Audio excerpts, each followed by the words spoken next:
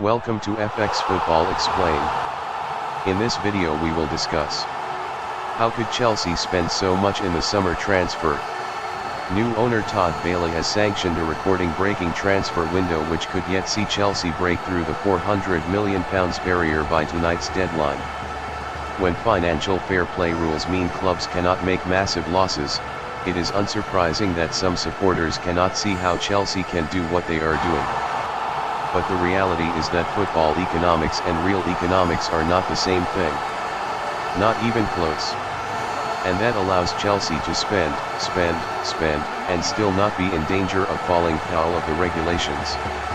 Under current Premier League rules, Chelsea are allowed to lose £35 million per season, while UEFA FFP regulations limit those losses to around £25 million over a 3-year period. Most people believe that Chelsea are playing a high-risk game that could come back to bite them as they thread a fine line of not falling foul of financial fair play regulations. That is the briefest summary of the implications an unprecedented transfer spend will have on a club that may be emphasizing the importance of a long-term project but is now in desperate need of making an unlikely charge towards the Champions League places. Noni Madueke, the England U21 forward, is set to become the sixth signing of the January window so far to take the club's outlay in the past two windows to about £420 million.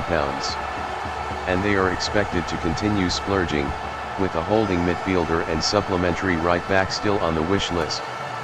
Some are questioning how Chelsea can spend so much and still not fall foul of both UEFA and the Premier League's separate financial fair play regulations. UEFA's new regulation will see clubs permitted to lose €60 million, £52.5 million, across 3 seasons with an added control measure that means 90% of revenue this year can be spent on transfers and wages, with the limit reduced to 80% for 2024 and 70% from 2025. The Premier League allows a £105 million loss across 3 years.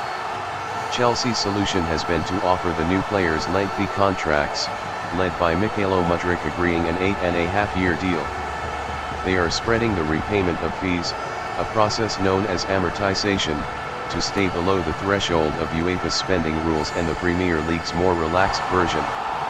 It means Chelsea, who have agreed to pay Shakhtar Donetsk an initial €70 million, £61 million, for the 22-year-old, will only need to pay about £7.2 million to the Ukrainian club a season.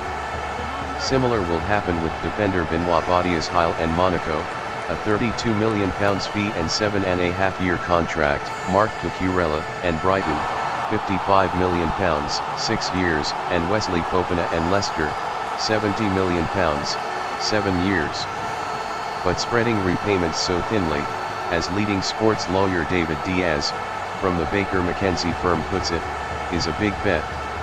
It could produce handsome reward if the new recruits are contributing to a club competing at the very top but end up proving rather costly should potential be unfulfilled. All of these new players arriving to Stamford Bridge makes it look like they want results in the short term and need desperately to be in the top 4 and to qualify for the Champions League. That's the aim. And financially speaking, along with selling players by the end of the season, they really need that. What we're seeing is a strong push for new players to have results in the short term. The focus is on this season because if they don't reach the Champions League there will be an issue. Not just about selling players but a real hit financially.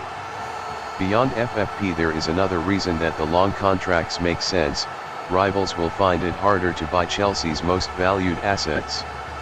The Blues have been the most efficient at moving players on, selling academy graduates Tammy Abraham, Mark Guehi, and Fikayo Tomori has produced £77 million in profit, but longer contracts for unwanted players, of which there will be some considering the number of arrivals, will be a complicating factor.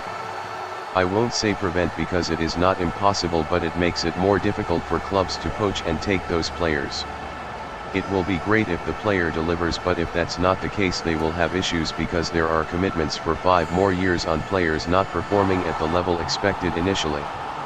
For the players there is stability and with that, in theory, more freedom to develop. You can understand why they would accept these terms. And yet despite the pros, it is difficult to envisage too many clubs adopting Chelsea's recruitment approach now. It is an ongoing experiment that recruitment departments and accountants will be monitoring closely, but not everyone has pockets as deep as Chairman Todd Bailey and the Clearlake Capital hedge fund bankrolling Chelsea. This is a groundbreaking approach, but I'm not sure other clubs will follow in the short term. I don't see others doing the same unless there are exceptions. You need to consider the background of the new owner, but also that the club must comply with FFP. It makes sense when you consider all the elements Chelsea face, but it's not a magic recipe for other clubs. Financial experts have estimated that Chelsea can spend in excess of £300 million this season without coming close to being in FFP trouble. And with UEFA introducing its new financial stability rules to take over from FFP as of January 1st, there will almost certainly be limited punishment for clubs deemed to have fallen foul of the old regulations in the final year.